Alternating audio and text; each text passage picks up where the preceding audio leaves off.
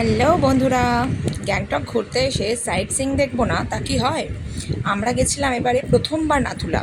গতবারে বেবি ছোট ছিল বলে পাস পাইনি। যাই হোক, নাথুলা ঘোরার পর এটা হচ্ছে আমার সব থেকে প্রিয় জায়গা, বাবা হরভজন সিংয়ের মন্দির, ওল্ড বাবা মন্দির, যেটা আমার ভীষণ ভালো লাগে যেতে এই জায়গাটাতে। এর আগের বারেও গিয়েছিলাম ওইখানে, তো এবারেও গেলাম প্রায় 5.5 বছর পর।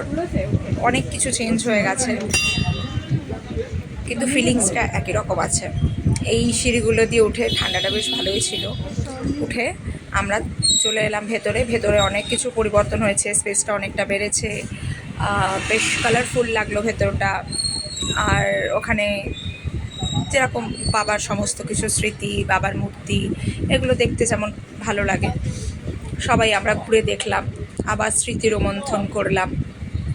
অনেকে দেখলাম ওখানে খাতায় কিছু লিখছে, তো প্রচণ্ড ভিড় ছিল বলে আমরা আর কিছু লিখিনি।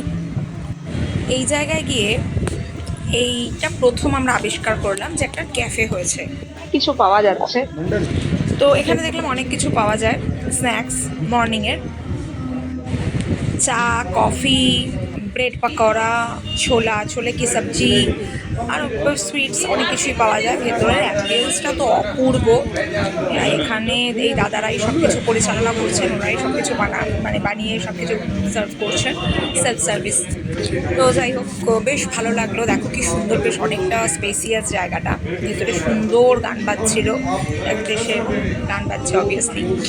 তো খুব ভালো লাগলো আমাদের এই জায়গাটায় এসে। আমরা অনেক কিছু খেয়েছি, ছোলে খেয়েছি, তারপরে এই যে কফি খেয়েছি আমরা। চাটা তো অসাধারণ, কফিটাও তাই, ছোলের সবজিও খুব ভালো, প্রত্যেকটা রান্নাই ভীষণ ভালো। এই এক কাপ চা বা কফি নিয়ে এই পাহাড়ের কোলে দাঁড়িয়ে খাওয়ার মজাটাই আলাদা।